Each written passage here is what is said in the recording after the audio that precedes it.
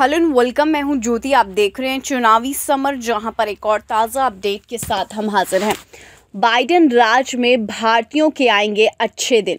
Biden राज में भारतीयों के आएंगे अच्छे दिन। जी हां, मोदी सरकार का एजेंडा भले ही दलितों, मुस्लिमों और किसानों से भेदभाव करने का रहा हो, लेकिन अमेरिका में ट्रंप की हार से ही ये साफ हो गया है कि अब भारत और अमेरिका के रिश्ते पहले से ज़्यादा मजबूत होंगे।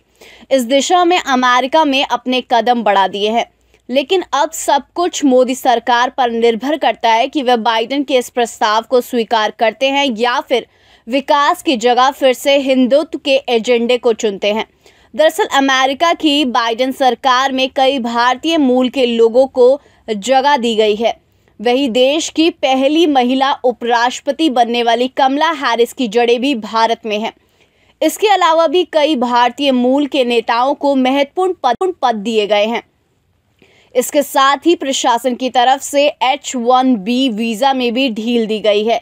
इससे सबसे ज़्यादा भारतीय पेशेवरों को होने की बात कही गई है। बाइडेन ने H-1B वीज़ा धारकों के H-4 वीज़ा वाले जीवनसाथी को अमेरिका में काम जारी रखने की भी परमिशन दे दी है। दूसरी ओर अमेरिकी रक्षा मंत्री ऑस्टिन ने भारत के रक्षा मंत्री राजनाथ सिंह से बात की।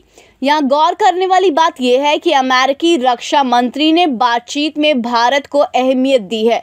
दरअसल शपथ ग्रहण समारोह के बाद ऑस्टिन ने सबसे पहले जिन देशों से बातचीत की थी उनमें नाटो देश शामिल थे। इसके बाद अमेरिका ने भारत को प्राथमिकता दी है। वहीं अमेरिका के नए विदेश मंत्री एंटनी ब्लिंकन ने भी भारतीय विदेश मंत्री एस जयशंकर के साथ टेलीफोन पर बातचीत की।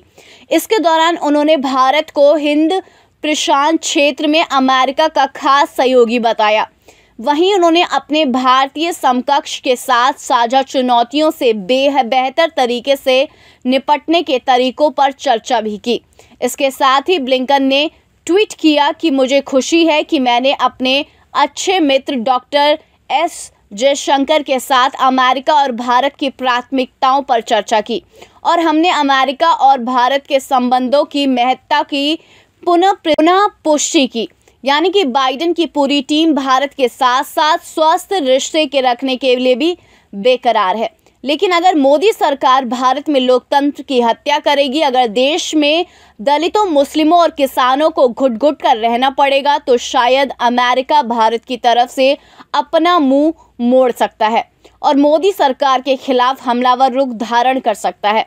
जाहिर सी बात है, इसका पूरा नुकसान भारत के लोगों को होगा, यहाँ की अर्थव्यवस्था को होगा। इसलिए अब देखना यह है कि मोदी बाइडेन के इस निमंत्रण को कैसे स्वीकार करते हैं। इस पर आपकी जो भी राय है आप प्लीज़ कमेंट सेक्शन में लिखें। Thank you so much. Keep watching today's for more news.